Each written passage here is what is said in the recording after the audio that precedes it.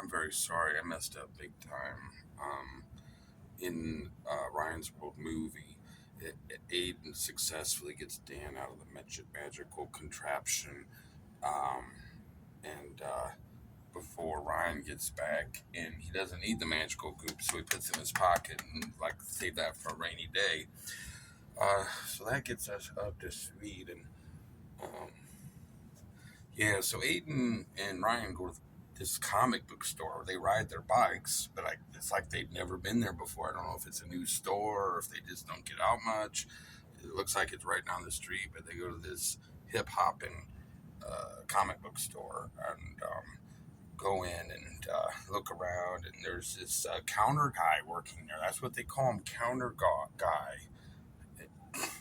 And but then they come across this door in this comic book store they've never apparently been in, and on this door it's locked. There's like a keypad thing on the doorknob, and I think it's not just 10 digits. It's like with alphanumeric with the digits and the letters, and they want to get in this door that says quite clearly adults only, keep out, you can't come in. But guess what? Aiden and Ryan, if they got a mission to accomplish, they're going to brush aside the rules. We'll talk more about Ryan's decision making process later, maybe. But so they got the keypad door there, and Aiden is his.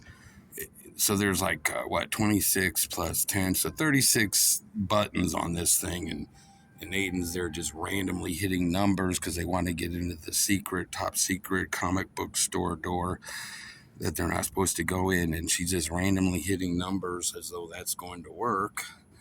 Or just 10 minutes earlier, she's going on about how brilliant and awesome she is. And yet she thinks she can randomly punch codes in a doorknob code and just get in.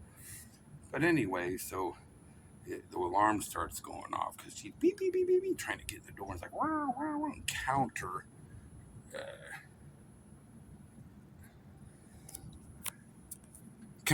the counter guy. Counter guy? Yeah, counter guy.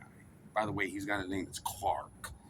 Counter guy hears the alarm going off. And he comes along and he sees Aiden and Ryan ruthlessly trying to get in this keep out door in the comic book store. And he hears the alarm and they come along and he recognizes Ryan. Of course, Ryan's a mega superstar. Everyone everywhere ought to recognize Ryan, but the comic book store recognizes Ryan. He lives right down the street from them. They've never been in there before, but he, they end up making an agreement that if Aiden puts Ryan up to this deal where he'll send a message and say hello to counter guy Clark, his little sister Mia.